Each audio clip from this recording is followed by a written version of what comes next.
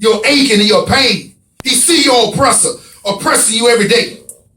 He see them trying their best to tear you down. He see them every day trying to take things from you, trying to steal joy and happiness from you. But one thing I love about God, he always have a plan. Yes. He always have a way out. As the words say, he always have a way to escape. Even though they went through this for so long, God said, look, he told Moses, look, I have seen their tears and their cries. Mm-hmm. I have seen their pain and their sufferings. Now, Moses, I will raise you up. I will empower you to go stand against Pharaoh, the man who held my people bound and crying and weeping and suffering for so long. Now we're at this point where God said, I would say to you,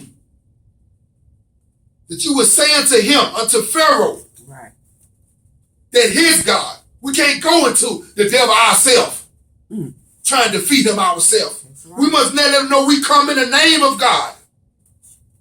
He said, my God of the Hebrews, the God of the Hebrews have sent me, and to boldly say unto you, let my people go. How many know that the devil do not want to let you go?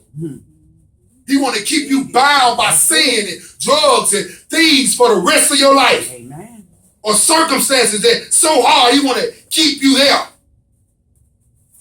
But we serve a God that tells us, look here, let my people go.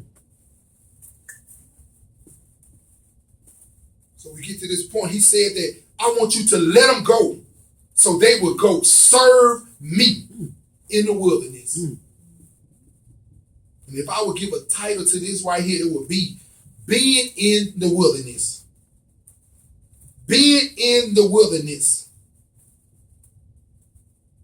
Being in the wilderness. He said, let them go so they will serve me in the wilderness. So what is the wilderness? It is a wild and uncultivated region, a desert, uninhabited or inhabited only by wild animals. It is a wasteland. It is a desert. It is a place where people don't live. It is a dry and dark place. So you ask yourself, or I ask myself when I read and study, Lord, you just done a miracle work by your hand and your power, deliver them from the hand of Satan, from Pharaoh. Now you want them to go into a dry place? You want them to go into a dark place where there's no food, where there's no water, where there's no shelter. And also you tells me the wilderness got wild and crazy animals walking around, ready to attack and kill me and my family.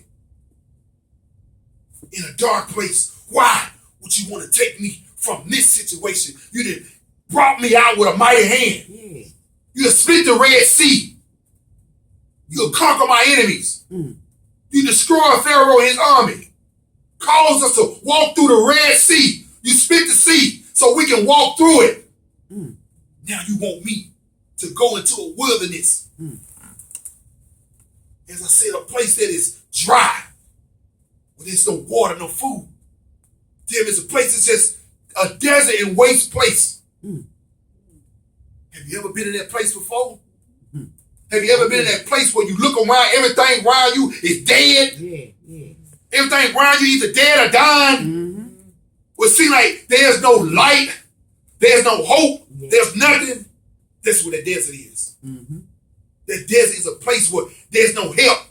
You can reach out, but you still don't see nobody. You can call for help, and ain't nobody answer. You can seek from family, loved ones, and friends, and they ain't nowhere to be found. Because you in that dry place. So why would our loving God, our powerful and God who's in control of everything, would send us in a dry place? I'm standing here to take you there. A dry place is sometimes what we need to be. That's right. In order for us to see, that's it, that God will make a provision for us. He will make a provision for us. Even while we in this dark place, even while we in this dry place, God will make a provision for you. Provision means an act of giving something or making something available to a people who need or want it. So I say to myself, well, Lord, you already know what the wilderness is. So if you already know what it is, you know what I need. All right. You know I need food, clothing, shelter in the wilderness. You know I need water to live.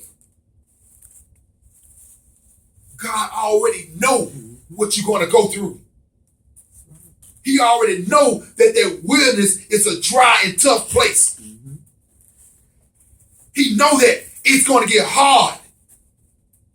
And that you feel like you can't make it. But God is the author and finisher of our faith. He knows the beginning and ending of our wilderness. He knows that all these things are there and that they're going to come upon us.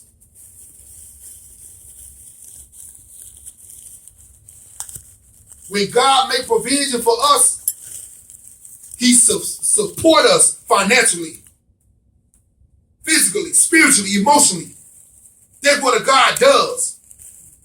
He make provision for you. I see the beginning and end of this thing. So I'm going to give you what you need. I'm going to make sure you have what you need. So we know being in the wilderness, as I just said, is a dry place. Let us turn to Exodus chapter 16, verse 11 to 15. Exodus chapter 16, verse 11 to 15. When you get it, say amen.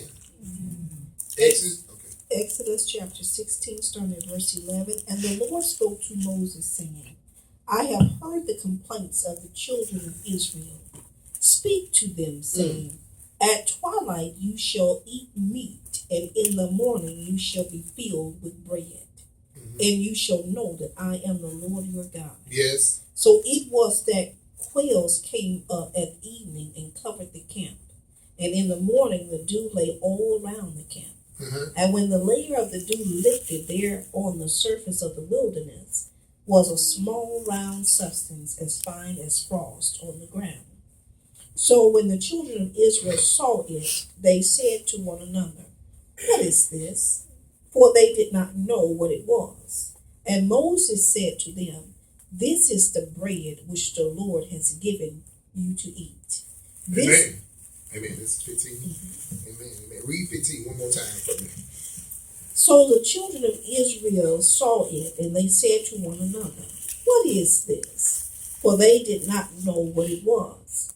And Moses said to them, This is the bread which the Lord has given you to eat. What's going on right now is that they're in the wilderness, as I clearly stated. And now they saying, Lord, I'm going to ask this question first. Have you been in the wilderness and you just complain so much? A lot of us don't want to admit to that. You be in a wilderness, in that dry place, you just say, Lord, why me? Why me? Why I'm in this spot? Why I'm in this place? But right here, the children of Israel is complaining because, Lord, there is no food for me to eat in this wilderness. There's no food for me to eat in this wilderness, in this place that you allow me to go through. In this wilderness experience you're taking me through, there is no food. Sometimes we have to tell God about these things, even though he already knows. Sometimes we have to tell God, Lord, I need this and I need it right now to make it and sustain and to take care of myself and my house and my home. But we see right here in verse 16 that they needed something to eat. And God done a miraculous work he called bread from heaven to come down from heaven and to feed them. Moses said, this is the bread which the Lord God has given you to eat. I know you need something to eat. I know you need food to sustain your body, to give you strength, so you can go on. God will provide for you. God will make that provision clear for you sometimes. He will let you know what he's doing. And sometimes he don't. And that will get us so confused and so frustrated that we have to complain sometimes because we don't know. But I'm a firm believer that it's good sometimes that God don't tell us everything. Because we'll mess it up. We'll try to fix it on our own and wind up going deeper and deeper in trouble, staying deeper, deeper, or longer in the wilderness. Come on. We don't want to be in the wilderness long. We want to be out of the wilderness. But while we going there, God will show us that he is the bread from heaven. He is that food that you need to make it and to manage in life. He not only provides them with bread. Let's go on to Exodus, the next chapter, verse 17. Verse 2 to 6. Exodus chapter 17, the very next chapter. Exodus 17, starting in verse 2, it says, therefore the people contended with Moses and said, give us water that we may drink. So Moses said to them, why do you contend with me? Why do you tempt the Lord? And the people thirst there for water. And the people complained against Moses and said, why is it you have brought us up out of Egypt to kill us and our children and our livestock with thirst? So Moses cried out to the Lord, saying, what shall I do with this people? They are almost ready to stone me. And the Lord said to Moses, go on before the people, and take with you some of the elders of Israel. Also take in your hand your rod with which you struck the river, and go. Behold, I will stand before you there on the rock in Horeb, and you shall strike the rock, and the water will come out of it, that the people may drink. And Moses did so in the sight of the elders of Israel. Amen, amen, amen. What's going on here again? They in the wilderness. God just done a marvelous work again. He just fed them bread.